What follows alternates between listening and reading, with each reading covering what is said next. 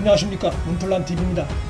윤석열 총장이 법무부의 불법 의혹에 대해 기습적으로 칼을 빼들었습니다. 윤 총장 특별 지시로 5명의 현직 검사로 수사팀을 꾸려 김학의 전 법무부 차관 출국 금지 사건을 수사 중인 수원지검이 21일 법무부 등을 전격 압수수색했습니다.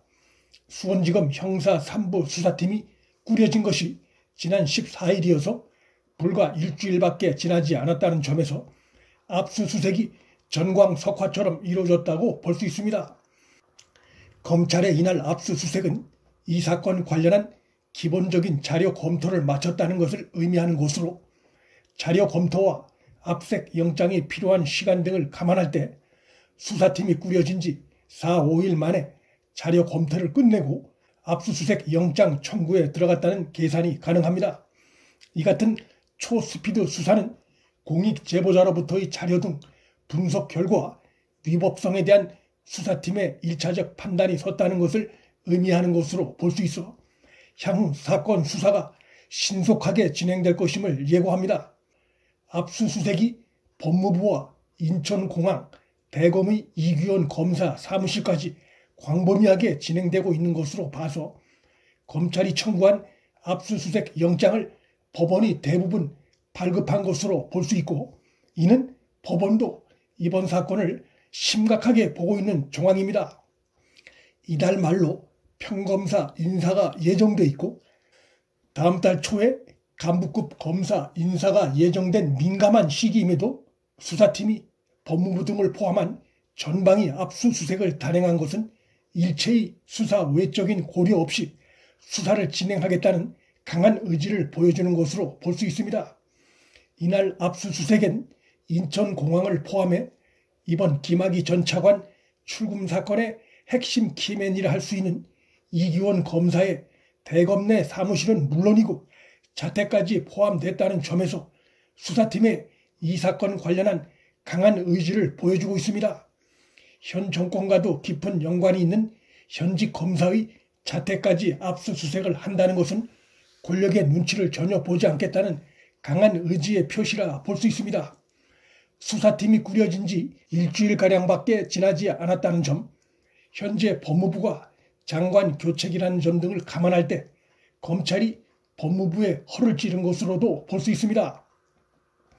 이번 압수수색 대상 장소를 감안할 때 박상기 전 장관과 당시 장관 보좌관이었던 이종근 현 대검 부장, 출입국 관리본부장 등과 관련한 문건들, 그리고 김 전 차관 출금 관련해 대검과 연락을 주고받은 과거사 진상조사위원회에 속했던 이용구 당시 법무실장 등 당시 관련자들과 연관된 장소와 자료 등이 포함됐을 가능성이 매우 높습니다.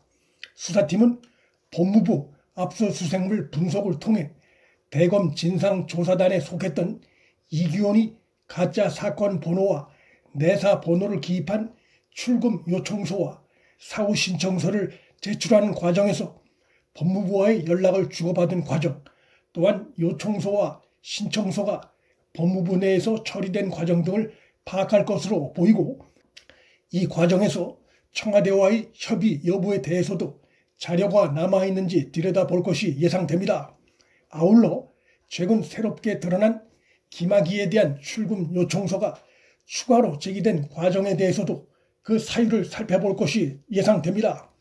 이러한 수사 과정을 통해 당시 박상기가 왜 김 전 차관 출금 조치에서 발을 빼고 평검사였던 이규원 검사가 출금 사안을 직접 처리하게 된 것인지, 또 김 전 차관 출금의 불법성 여부를 당시 법무부가 어떻게 인식하고 있었는지, 이 사건 관련한 연루자들과 청와대와 당시 어떤 의견 교환이 있었는지 등을 파악할 것으로 보입니다.